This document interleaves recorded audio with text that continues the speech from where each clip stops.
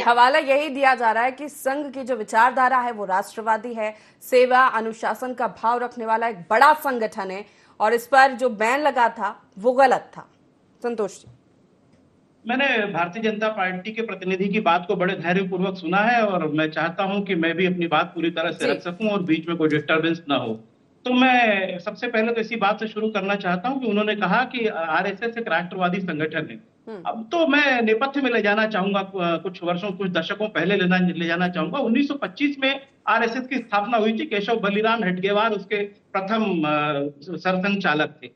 तो मैं ये कहना चाहता हूं कि जब आजादी का आंदोलन चल रहा था तो ये राष्ट्रवादी संगठन क्या कर रहा था, इसका इतिहास पूरे देश को पता है, पूरी दुनिया को पता है। ये उस समय अंग्रेजों की मुखबिरी कर रहे थे और भत्ते ले रहे थे, दलालियां कर रहे थे और क्रांतिकारियों के विरुद्ध जासूसियां कर रहे थे अंग्रेजों के पक्ष में। इन्होंने जो केशव बलिराम हेडगेवार और उसके बाद में सरसंघ चालक बने माधव सदाशिव गोलवलकर, तो वो दोनों का इतिहास ये है कि जब आजादी के दीवाने राष्ट्र भारत माता के लिए अपनी कुर्बानियां दे रहे थे, तो ये दोनों जो सरसंघ चालक थे, मतलब संघ के जो प्रमुख थे, एक दिन की भी जेल इनको कभी नहीं हुई। न ही संघ का कोई व्यक्ति कभी आजादी के आंदोलन लड़ा।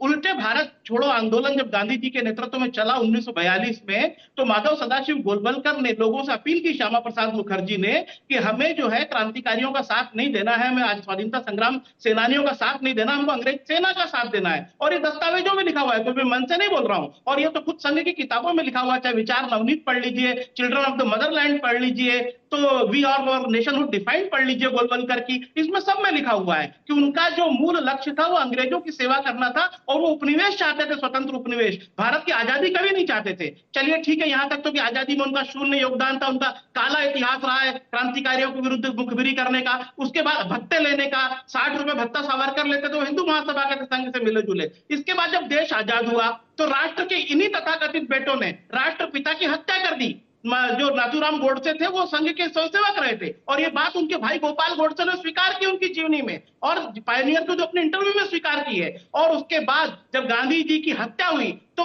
सरदार पटेल ने सबसे पहले प्रतिबंध लगाया था, कोई नेहरू जी और इंदिरा जी ने नहीं लगाया था। वो सरदार पटेल जिनकी सबसे ऊंची प्रतिमा नरेंद्र मोदी ने गुजरात में लगाई है, उन सरदार पटेल ने सबसे पहले संघ पर यह कहते हुए प्रतिबंध लगाया कि आपके भाषणों के विश्वमन की वजह से महात्मा गांधी की अमूल्य जान की कुर्बानियां हुई हैं। जब देश आजाद हुआ तो तिरंगे के नाम पर गोलवलकर जी कहते थे कि तिरंगे से हमारे दिमाग में शून्य की उत्पत्ति होती है, तिरंगा हमारे लिए कोई प्रेरणा का स्रोत नहीं है। ये तिरंगे के विषय में कहा गोलवलकर ने।